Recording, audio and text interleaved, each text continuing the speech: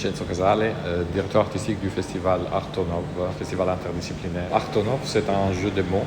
En fait, on a vraiment joué avec les mots et il y a O au milieu et Nov pour la nouveauté et art artistique en tant qu'art total. On a vraiment commencé au début avec l'art nouveau comme architecture principale parce que Bruxelles, en tant que capitale vraiment européenne de l'art nouveau, a vraiment beaucoup d'exemples. On a continué avec l'art déco aussi. Et maintenant, on est aussi très ouvert à l'architecture contemporaine. Il y a pas mal toujours d'artistes et de performances japonaises. C'est parce que justement l'art nouveau au départ était vraiment lié avec cette relation du japonisme. Et c'est vrai aussi que l'art japonaise est très interdisciplinaire. Donc on a pas mal d'influences aussi dans nos thèmes de chaque année de la philosophie et de l'art japonaise. Les liens qu'on veut créer dans le festival entre l'architecture et la performance, c'est vraiment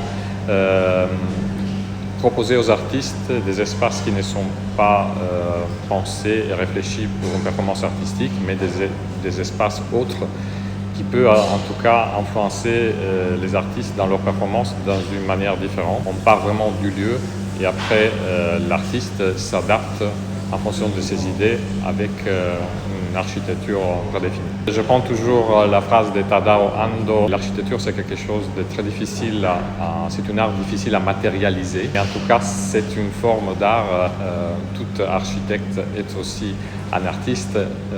Il y a différentes opinions et aussi j'entends chez les architectes qui veulent être plus utilitaires dans leur manière de travailler et d'autres qui sont vraiment beaucoup plus artistiques. Mais il y a toujours une réflexion et une manière aussi de rêver autrement l'espace. L'homme est très stressé dans quelque chose d'infini, dans un espace qui n'a pas de limites. Et c'est vrai que l'architecte nous aide à structurer un espace et avec cet espace à rêver aux choses. Les concepts d'art total, pour moi, il y a aussi tout ce que ce qu'on appelle les arts mineurs, donc aussi le côté artisanal. Par exemple, dans l'art nouveau, on a vraiment donné beaucoup d'importance au design, même aux particuliers. Tout détail dans une architecture art nouveau est extrêmement quelque chose de très particulier et aussi bien défini.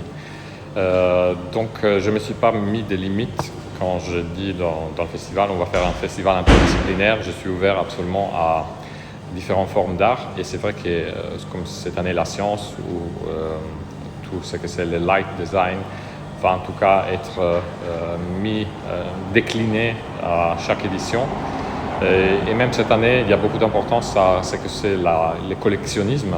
On a deux importantes collections par exemple d'art contemporain dans Van Arens ou par exemple des designs intérieurs dans la New Hope Gallery.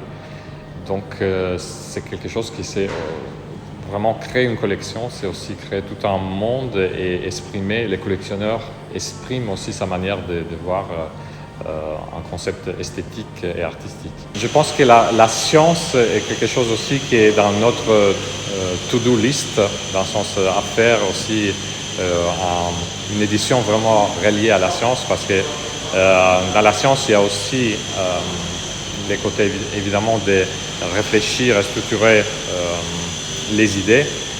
Et c'est vrai que tout architecte et aussi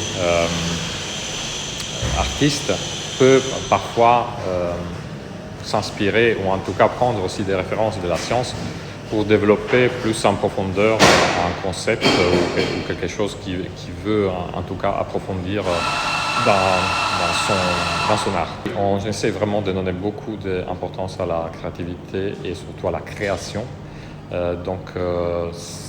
Parfois, c'est vrai qu'aux premières éditions, on a adapté des performances déjà existantes et cette année, on a vraiment des commandes aussi. On a des premières mondiales, par exemple, performances et le concert de l'ensemble Oxalis avec Étienne Klein ou par exemple avec Isabella Soupard à la brasserie surréaliste.